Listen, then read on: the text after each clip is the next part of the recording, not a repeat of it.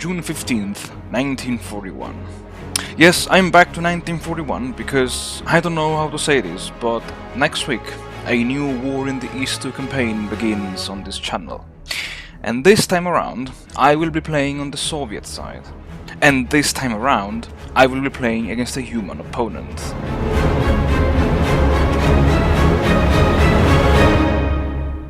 Howdy folks, welcome back to the channel and welcome to the first episode of this new series in War in the East 2. Because yes, carrying on one campaign is not enough, you know. It's I have to bring something else, and this time around I will be playing Operation Barbarossa, the Operation Barbarossa scenario from the other side of the hill. And this time around, as you guys wanted, and as you guys voted, not against the AI, but against a dear friend of mine.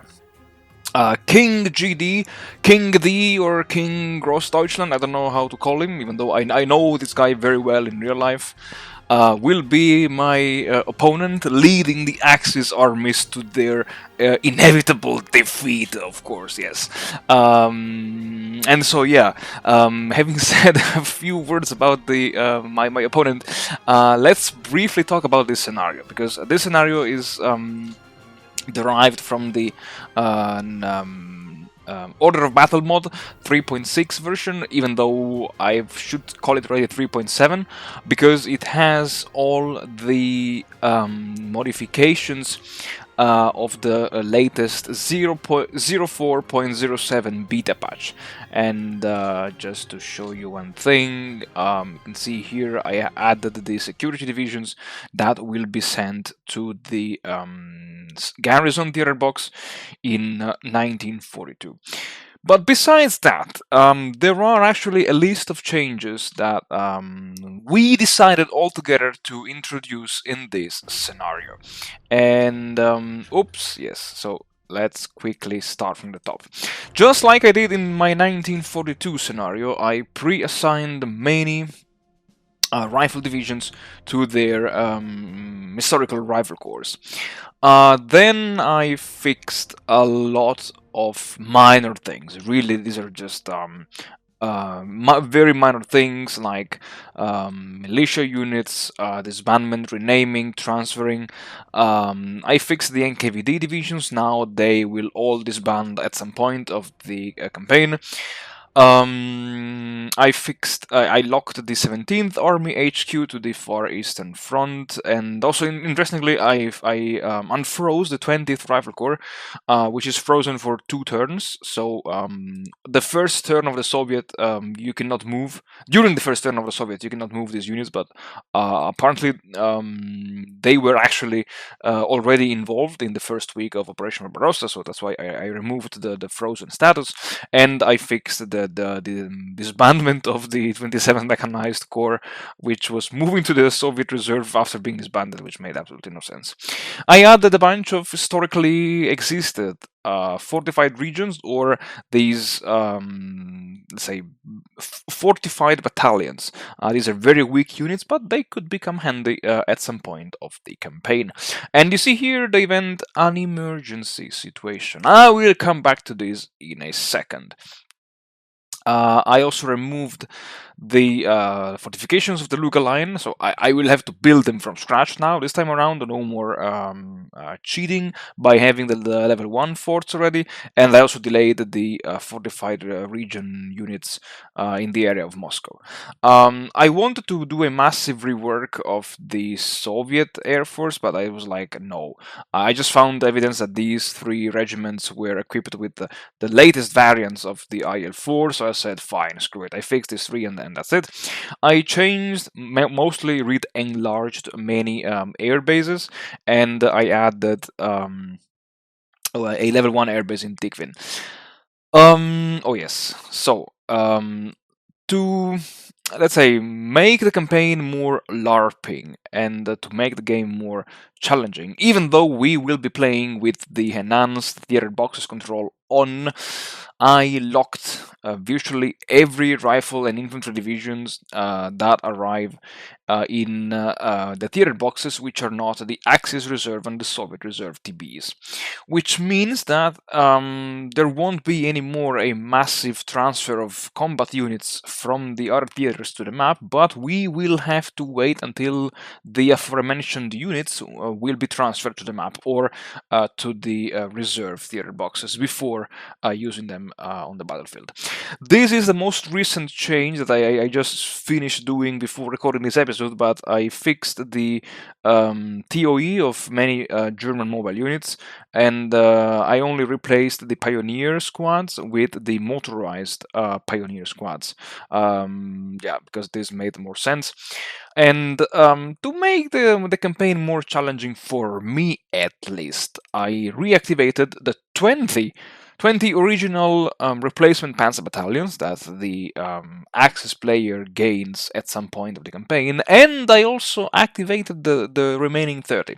And these replacement Panzer battalions will arrive between October 1941 and October 1942. As I said, just to keep my opponent, King GD, into the fight. And then, yes, there are many new LARPing events for both sides for 1941 and 1942, and I just added a few tweaks to this event by increasing the Soviet ground national morale by 5, and I rejoined the 102nd and 129th infantry divisions. I also removed the rebuild. So I prevented the rebuild of many units. These are all the units that are supposed to be disbanded and will be disbanded at some point in 1941, either in September, late September, or or late December. Just because there was a annoying graphic bug if those units were destroyed before the official dismantlement turn.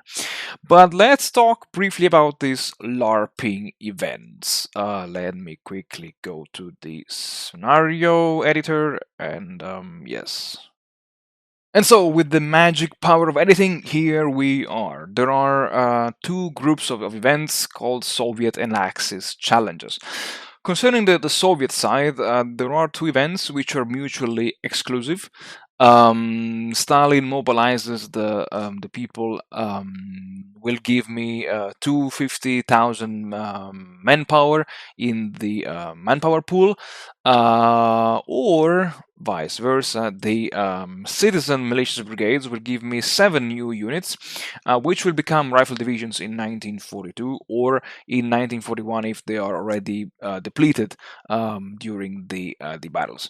Now, if this event triggers, it will also trigger this one, the Soviet AP removal, which will mimic the let's say, challenges that the Red Army High Command will have to face in raising, training, and arming and sending to the front these seven new rifle brigades, basically.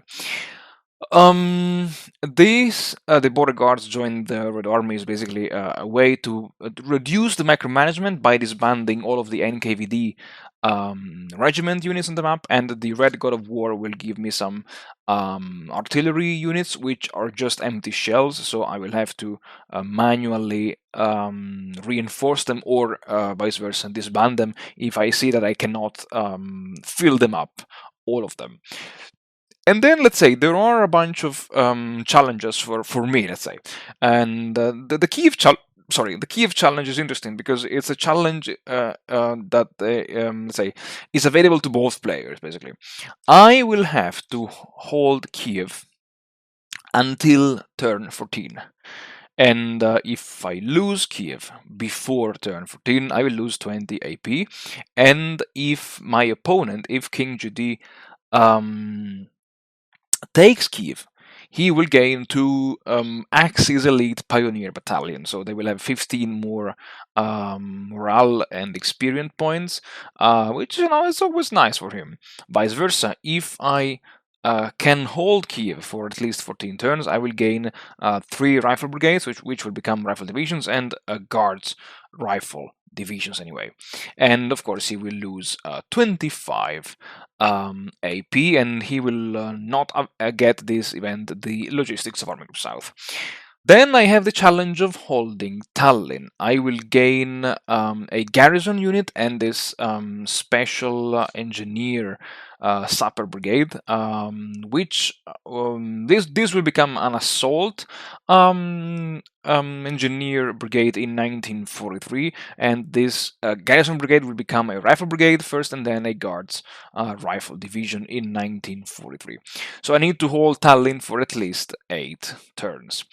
And then for the 1942 challenge, this is gonna be interesting, if not problematic.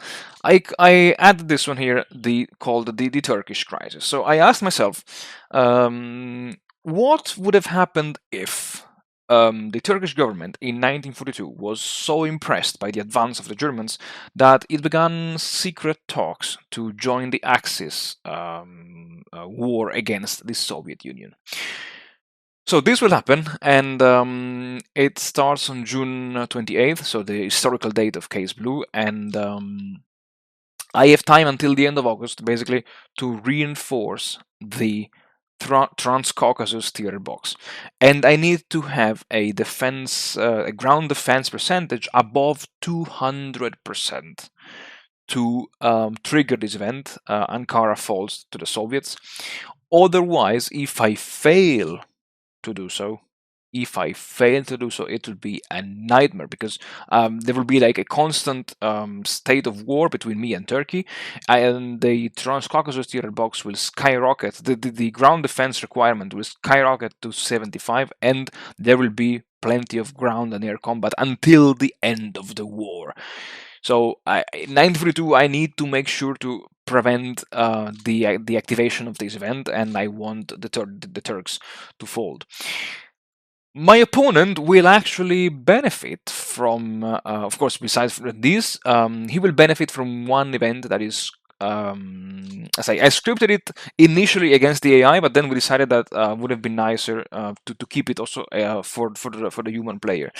And this, the crusade against Bolshevism, is basically one way that we decided to keep the Axis into the fight in this war. Germany will gain 1 army HQ, 3 army corps HQs, and 11 new divisions, 2 motorized, and 9 infantry. Germany will increase its manpower pool by 300,000, and the Germany's allies will also gain plenty of manpower in reserve, just to make sure that they can sustain the meat grinder of the Eastern Front.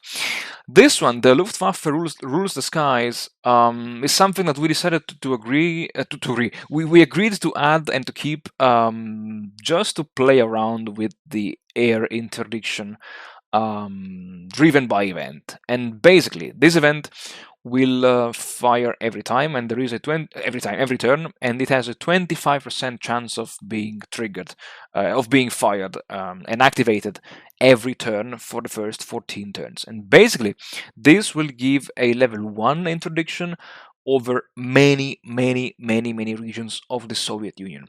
And besides this challenge, I tried this already. And if this event gets activated, I will lose roughly 35 to 40,000 men in terms of replacements, and in the areas affected by this, I won't have the option to do the undo movement, because I won't have any more administrative movements over my own territory.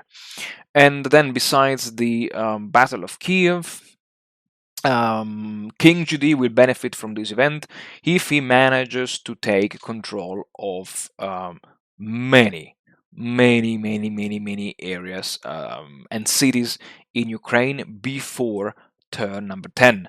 So he is like really engaged in a race against time, and if he manages to take control of these cities, many many factories in many regions of Ukraine will be automatically repaired to mimic the fact that had the Germans being faster in occupying Ukraine, they could have prevented the Soviets from damaging and destroying plenty of infrastructures. Then he also has this, the Rush of Odessa, which will, so if he's victorious, I will have some problems in the chain of command, because the future coastal army will be sent to the Soviet reserves. And of course, he will also benefit from this by reducing the damage to the port of Odessa and to the rail of Odessa to 9 and 4% respectively. Otherwise, if Odessa stands defiant, this will give me time to prepare 2 more garrison units behind the Perekop Isthmus, namely here and here.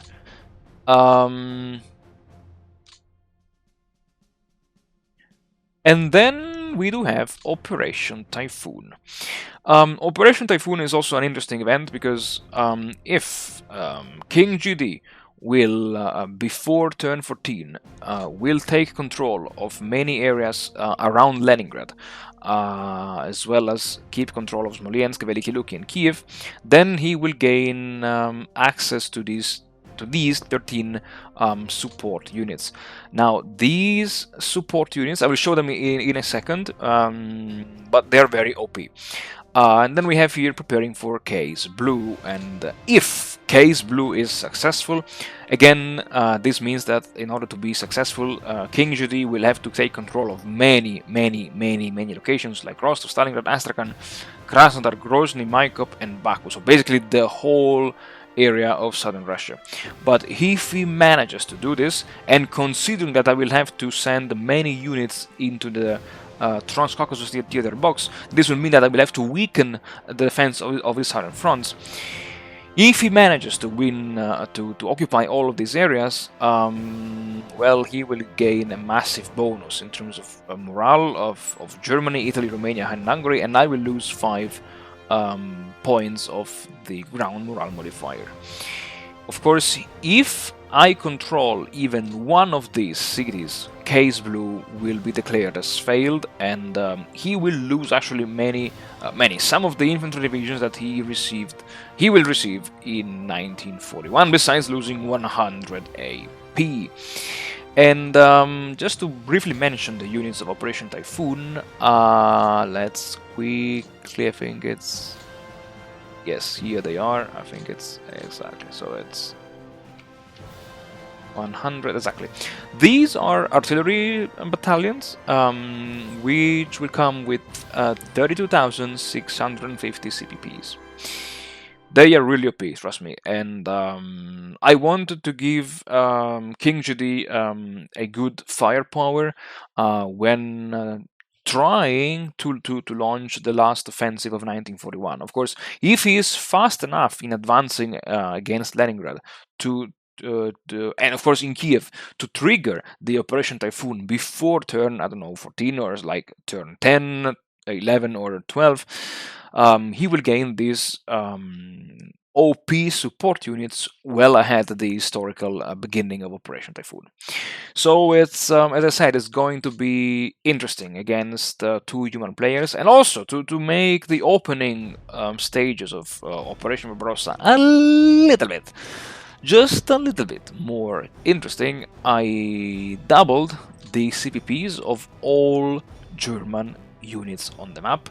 Not only them, but also the units that will arrive between turn number 2 and turn number 6.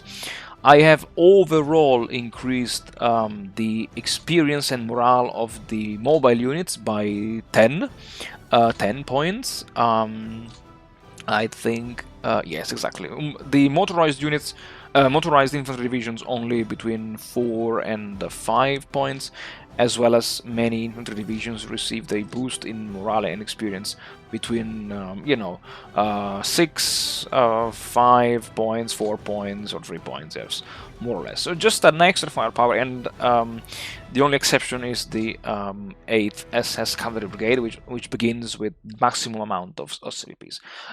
Just for fun, just to see how he will open up the first turn of Operation Barbarossa. And that's it for this opening episode of this new series, which we agreed will last until 1945, hopefully, let's see. But for sure, King Judy won't give up during the first winter of the war, like many other Axis players that I've seen on the forum. And with this, folks, I'm at the end. As always, thank you very much for watching. Thank you very much for supporting the channel. I wish you all the best, and I hope to see you all again next week.